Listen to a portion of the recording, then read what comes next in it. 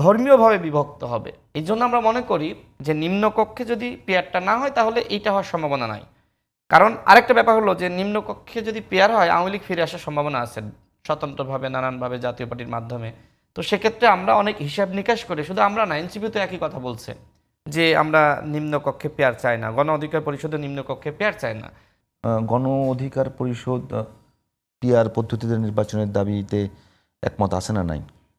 আপনার এই টকশোতে এসে আমি অনেকবার বলেছি, ক্লিয়ার করেছি। আমরা যখন 2021 সালে দল গঠন করি তখন আমরা যেটি বলেছিলাম যে রাষ্ট্রপতি এবং প্রধানমন্ত্রীর ক্ষমতার মধ্যে ভারসাম্য আনতে হবে।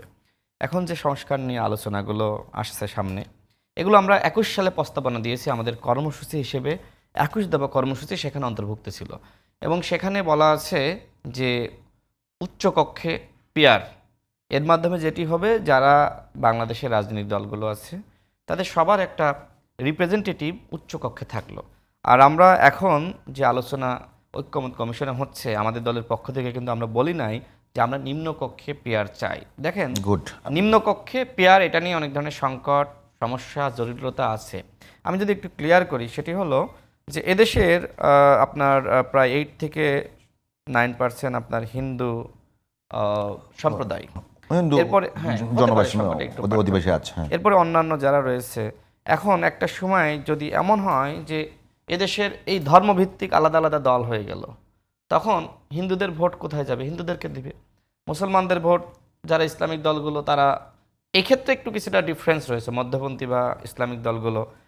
এবং আমাদের যারা আসলে ক্ষুদ্র নিগোষ্ঠী বা আদিবাসী, এটা নিয়ে অনেক মানে শব্দ চয়নে অনেকে বিভিন্নভাবে বলে থাকে। তো যাই হোক, এটা নিয়ে আমি দুঃখ প্রকাশও করে রাখছি, কেউ অন্যভাবে নেবেন না। তো যারা রয়েছে এই সম্প্রদায়, তারাও তো যদি মনে করে আমাদের পক্ষ থেকে আলাদা একটি দল গঠন করব, এটা মনে করেন এইবার হলো না, 5 বছর পরে, তখন আপনি কি করবেন? এই দেশটা বহু জাতিতে বিভক্ত হবে, ধর্মীয়ভাবে বিভক্ত হবে। এই জন্য আমরা মনে করি যে নিম্নকক্ষে যদি পেয়ারটা না হয় তাহলে এইটা হওয়ার সম্ভাবনা নাই। কারণ আরেকটা ব্যাপার হলো যে নিম্নকক্ষে যদি পেয়ার হয় আওয়ামী লীগ ফিরে আসার সম্ভাবনা আছে স্বতন্ত্রভাবে নানানভাবে জাতীয় পার্টির মাধ্যমে। তো সেক্ষেত্রে আমরা অনেক হিসাব নিকাশ করে, শুধু আমরা না, এনসিপি তো একই কথা বলছে যে আমরা নিম্নকক্ষে পেয়ার চাই না, গণ অধিকার পরিষদের নিম্নকক্ষে পেয়ার চাই না। হ্যাঁ, জামাত ইসলাম, ইসলামী আন্দোলন সহ কয়েকটি দল, তারা নিম্নকক্ষে পেয়ার চাই। অলরেডি আলোচনা উঠেছে যে এনসিপি আর গণ অধিকার পরিষদ আপনারা একীভূত হয়ে যাচ্ছেন। হ্যাঁ, আলোচনা তো থাকতেই পারে। একটা সময় তো মানুষ আমাদের বিএনপির সাথে বিলীন হয়ে যাচ্ছি, এক হয়ে যাচ্ছি, এরপরে বলতো জামাতের সাথে আমরা মানে জামাতের মতাদর্শের হয়ে যাচ্ছি, কখনো বলে ইসলামী আন্দোলনের, এখন বলছে এনসিপির। দেখেন, আমাদের সাথে সবারই সম্পর্ক আছে। বিএনপির সাথে যুগপৎ আন্দোলন করেছে 2022 সাল থেকে। কোনো আলোচনা হয়েছিল যে আমাদেরকে 10টা আসন না দিলে আপনার সাথে আন্দোলনে যাব না? বলেছিলাম? উনিও জানার কথা না। না, উনি জানবেন না কেন? উনি বিএনপির গবেষণা বিষয়ক সম্পাদক, কেন্দ্রীয় নেতা। উনি না জানলে উনি এই দায়িত্বে আছে কেন? আপনি জানেন না? না না, অবশ্যই অবশ্যই, এটা স্ট্যান্ডিং কমিটির সিদ্ধান্ত। কারে কারে সিট ছাড়বে, কারে কারে ছাড়বে না, এটা তো ওপেন সংবাদ সম্মেলন বলে না। কার 10টা দেবে, 5টা দেবে, 1টা দেবে, 2টা দেবে, কোনো আলোচনার ভিত্তিতে আন্দোলন হয়নি।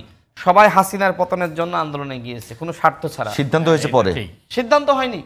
এখনো পর্যন্ত চ্যালেঞ্জ করে বলতে পারি, গণ অধিকার পরিষদের সাথে বিএনপির কোনো আসন ভাগাভাগি হয়নি, কোনো দলের হয়নি। এবং এই আলোচনা আমরা যাইনি।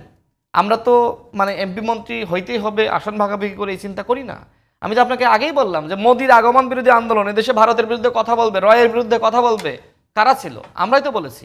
এদেশের এই 18 সাল থেকে 24 সাল পর্যন্ত আন্দোলন লাগাতার কারা চালিয়েছে? আমরাই তো করেছি। এদেশের গণঅভ্যুত্থানের প্রেক্ষাপট তো আমরাই তৈরি করেছি। আমি নিজে একটানা 15 দিন রিমান্ডের নির্যাতনের শিকার হয়েছি।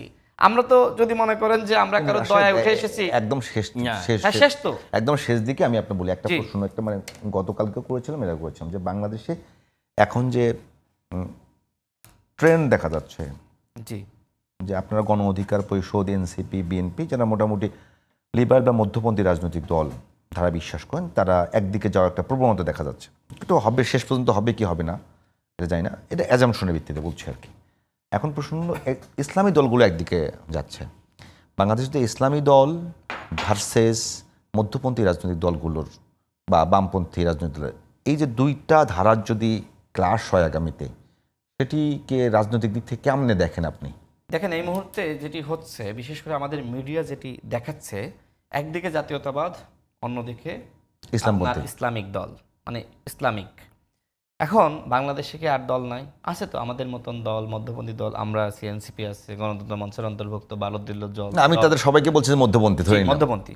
তো সেই জায়গায় এখন এনিহাও আমার কাছে মনে হয় যে মধ্যপন্থী ডানপন্থীর মধ্যে একটা ক্লাস দেখা যাচ্ছে। বিদেশি যারা আসলে আমাদের এক প্রকার শত্রু বলা যায়, যারা আমাদের ভালো চায় না আমাদের দেশের, তারা এইভাবেই বাংলাদেশকে দেখাতে চায় যে একদিকে জাতীয়তাবাদ, অন্যদিকে ইসলামিকদের উত্থান হয়েছে।